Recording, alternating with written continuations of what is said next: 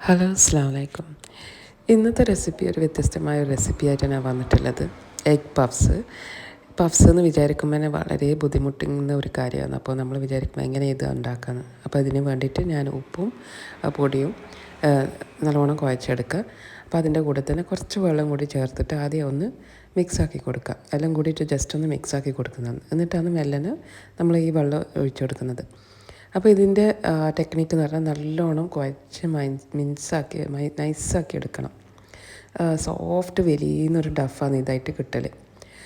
ഇത് കാണുന്നില്ലേ, എലാസ്റ്റിക് പോലെ. അതാണ് ഇതിൻ്റെ പഫ്സിൻ്റെ ഒരു ട്രിക്ക് എന്ന് പറയുന്നത്. കുറച്ച് സ്റ്റിക്കി ആയ കുഴപ്പമില്ല. അപ്പോൾ നമ്മൾ ഡഫ് നല്ല സോഫ്റ്റും സ്റ്റിക്കി ആയിട്ടുള്ള ഒരു ഡഫായിട്ടാണ് ഈ പഫ്സിന് വേണ്ടത്. അപ്പോൾ ഇത് നല്ലോണം ഓയിൽ നമ്മൾ ഏത് പാത്രത്തിലാണ് നമ്മൾ റെസ്റ്റ് ചെയ്യാൻ വെക്കുന്നത് ഡഫ്, അതിലേക്ക് നല്ലോണം ഓയിൽ ഒഴിച്ചിട്ട് ആ ഓയിലിൽ തന്നെ ഈ ഡഫ് നല്ല കോട്ടിംഗ് ആയിട്ട് നിൽക്കുന്ന രീതിയിൽ ഈ ഒരു പാത്രത്തിലേക്ക്, ഒരു മൂടിയുള്ള പാത്രത്തിലേക്കാണ് ഇത് വെച്ച് കൊടുക്കേണ്ടത്. എന്നിട്ട് അത് റെസ്റ്റ് ചെയ്യാൻ വെക്കാം. അപ്പോൾ അതിൻ്റെ കൂടെ തന്നെ ഇപ്പോൾ നമ്മൾ മസാല റെഡിയാക്കുന്നുണ്ട്. സിമ്പിളായിട്ടുള്ള മസാലയായിരുന്നു, കൂടുതൽ ചേരുവകളൊന്നുമില്ല. പച്ചവെള്ളം, ഇഞ്ചിയും വെളുത്തുള്ളിയും ജസ്റ്റ് ഒന്ന് സോട്ടേ ചെയ്ത് കൊടുത്തിട്ട് അതിലേക്ക് 2 ഉള്ളി നല്ല തിൻ സ്ലൈസ് ആക്കിയിട്ട് ഇതിലേക്ക് ചേർത്ത് കൊടുക്കാം. അപ്പോൾ ഇത് ലോ ഫ്ലെയിമിൽ വെച്ചിട്ട് അതിൻ്റെ കളറ് മാറുന്നവരെ ഉള്ളി നല്ലോണം കുക്കായി കിട്ടണം. എന്നിട്ട് അത് നല്ലോണം മിക്സാക്കി കൊടുത്ത് ഈ ഒരു പിങ്ക് കളർ ആകുമ്പോഴേക്ക് നമ്മൾ മസാലപ്പൊടിയൊക്കെ ചേർക്കാം. അതിന് വേണ്ടിയിട്ട് ഉപ്പ്, കുറച്ച് മുളക് പൊടിയും കുറച്ച് മഞ്ഞൾപ്പൊടിയും മാത്രമേ ഇതിലേക്ക് ചേർക്കുന്നുള്ളൂ. എന്നാൽ സ്പൈസസ് ഒന്നുമില്ല, ജസ്റ്റ് ഒരു കളർ മാറാൻ മാത്രം ഇല്ല സ്പൈസസ് മാത്രമേ ഇവിടെ ചേർക്കുന്നുള്ളൂ. അപ്പോൾ ഇത് നല്ലോണം കുക്കായി വന്നാൽ കുറച്ചൊരു ടീസ്പൂൺ അത്ര കുറച്ച് വെള്ളം ഒഴിച്ചു കൊടുത്തിട്ട്, അത് ഒഴിക്കുന്നത് വെച്ചാൽ ഈ ഉള്ളി നല്ലോണം സോഫ്റ്റും കുക്കായി കിട്ടാൻ വേണ്ടിയിട്ടാണ്. അപ്പോൾ അത് പെട്ടെന്ന് തന്നെ ആവും. അടച്ച് വെച്ചിട്ട് നമ്മൾ കുക്ക് ചെയ്തെടുക്കുക. എന്നിട്ട് ലാസ്റ്റ് മല്ലിച്ചപ്പ് ഇട്ട് കൊടുക്കുക. അപ്പോൾ സിമ്പിൾ റെസിപ്പിയാണ്, കൂടുതൽ മസാലപ്പൊടിയൊന്നുമില്ല, ജസ്റ്റ് ഉള്ളി മാത്രം സോട്ടേ ചെയ്യുന്ന റെസിപ്പിയാണ്. ആ ഫില്ലിങ് മാറ്റി വെച്ചിട്ട് നമ്മൾ ഡഫ് റെഡിയാക്കുന്ന ഒരു മെത്തേഡാണ് ഇത്. നല്ലോണം എടുത്തിട്ട് ഒന്നും കൂടി കുഴച്ച് വെക്കാം. ഇതിപ്പോൾ ഡഫ് നല്ല നൈസ് ആൻഡ് സോഫ്റ്റ് ആയിട്ടുള്ള മിക്സാക്കിയിട്ടാണ് ഡഫ് കിട്ടുന്നത്. അപ്പോൾ ഇങ്ങനെ റോളാക്കിയിട്ട് നമ്മൾ ചെറിയ ചെറിയ ഉരുളകളാക്കിയിട്ട് കട്ട് ചെയ്ത് കൊടുക്കുന്നതാണ്. അപ്പം ഇതിങ്ങനെ നിങ്ങൾ കാണുന്ന പോലെ, ഞാൻ ഇപ്പോൾ കാണിച്ചു തരുന്ന പോലെ അതേ രീതിയിൽ തന്നെ നല്ല കറക്റ്റ് ഒരേ അളവിൽ കിട്ടണമെങ്കിൽ ഇങ്ങനെ മുറിച്ച് കൊടുത്താൽ മതി. മുറിച്ച് കൊടുത്തിട്ട് സൈഡാക്കി വെക്കാം. ഇത് കുറച്ച് സ്റ്റിക്കി ആയ ഡഫാണ്. അപ്പോൾ അത് കുഴപ്പമില്ല, അത് അങ്ങനെ തന്നെയാണ് ഈ ഡഫ് ഉണ്ടാക്കുന്നത്, ഈ മാവ് ഉണ്ടാക്കുന്നത്. അപ്പോൾ നല്ല ഉരുളകളാക്കിയിട്ട് ഈ ഒരു സൈസിൽ കുഞ്ഞു കുഞ്ഞു ബോൾസായിട്ട് മാറ്റി വെക്കുന്നതാണ്. നമ്മളെ ഡഫ് ഇത് എല്ലാം റെഡി ആയിട്ടുണ്ട്. എന്നിട്ട് ഒരു സ്റ്റീൽ പാത്രത്തിലേക്ക് നല്ലോണം നെയ്യ് ഒഴിച്ചിട്ട് ആ നെയ്ക്കോത്ത് ഇങ്ങനെ മുക്കി വെക്കണമെന്നാണ് പറയുന്നത്. ജസ്റ്റ് എല്ലാ സൈഡും നല്ലോണം ഓയിലിട്ടിട്ട്, ഞാൻ സാധാരണ ഓയിലാണ് എടുത്തിട്ടുള്ളത്. എന്നിട്ട് ഇത് നല്ലോണം കവർ ചെയ്ത് വെച്ചിട്ട് റെസ്റ്റ് ചെയ്യാൻ വെക്കാം. ഈ ഓയിൽ റെസ്റ്റ് ചെയ്യാൻ വെക്കാം. അപ്പോൾ ഏകദേശം ഒരു 7 പാറ്റീസായിട്ട് ആയിട്ടുണ്ടാവും. അപ്പം അതിൽ ഓരോ പാറ്റി എടുത്തിട്ട് കൈ കൊണ്ട് മാത്രം തന്നെ ഇങ്ങനെ നല്ല ഓയിലില്ലോണ്ട് നമ്മൾ പൊറോട്ടക്കൽ ചുടുന്ന പോലെ തന്നെ കൈ കൊണ്ട് മാത്രം ഇങ്ങനെ സ്പ്രെഡ് ചെയ്ത് കൊടുക്കുക.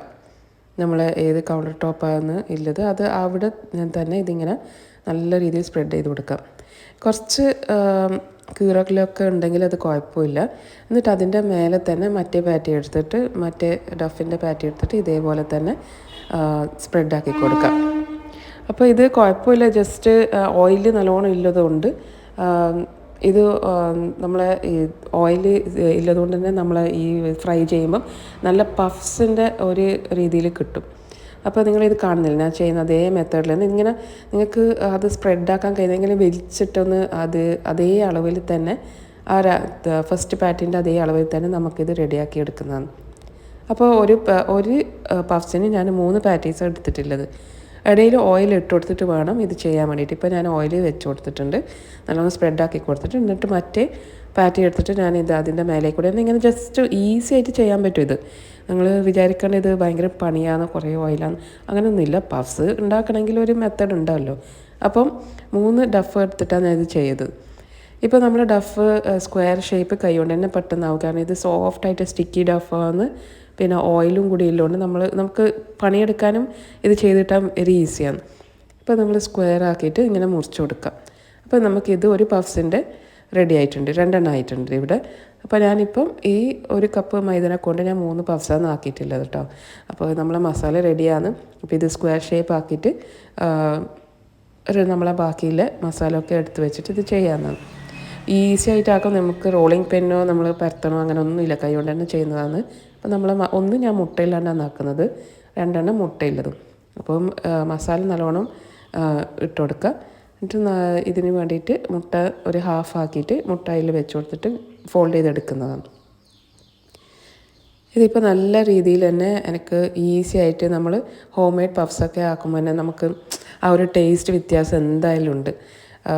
നമ്മൾ ഈ മാർക്കറ്റിൽ വാങ്ങുമ്പം ചില ആൾക്ക് അതിൻ്റെ മണം പിടിക്കില്ല, ടേസ്റ്റ് പിടിക്കില്ല, അങ്ങനെയൊക്കെ ഉണ്ടാവും. പിന്നെ ഇത് വീട്ടിൽ തന്നെ ആക്കുമ്പം നമുക്ക് ഈസി ആയിട്ട് തന്നെ ചെയ്യാൻ പറ്റുന്നതാണ്. കൂടുതൽ പണിയൊന്നുമില്ല, ഫോൾഡിങ് മെത്തേഡ്സ് ഒന്നുമില്ല, ജസ്റ്റ് പരത്തി കൊടുത്തിട്ട് മസാല എല്ലാം ഫില്ല് ചെയ്തിട്ട് ചെയ്യുന്നതാണ്. ഇപ്പം നല്ലോണം ഈ ക്ലോസ് ചെയ്യുമ്പം ഈ ഓപ്പോസിറ്റ് സൈഡ്സ് ആണല്ലോ സൈഡ് എടുക്കുന്നത്.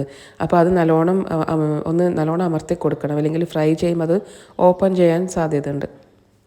ഫ്രൈ അല്ല, ബേക്കിംഗ് ആണ്. ബേക്കിങ്ങിന് 150 ഡിഗ്രീസിൽ ഞാൻ ബേക്ക് ചെയ്തെടുത്തിട്ടാണ് 20 മിനിറ്റാണ് എൻ്റെ ഓവൻ എടുത്തിട്ടുള്ളത്. അപ്പോൾ ഓരോ ഓവൻ്റെ ഇത് നോക്കിയിട്ട് വേണം ചെയ്യാൻ വേണ്ടിയിട്ട്. ആദ്യം 20 മിനിറ്റ് വെച്ചിട്ട് നിങ്ങൾ നോക്കാതെ റെഡി ആയിട്ടുണ്ടാവും. അപ്പോൾ എല്ലാവരും ഇത് ട്രൈ ചെയ്തിട്ട് ഫീഡ്ബാക്ക്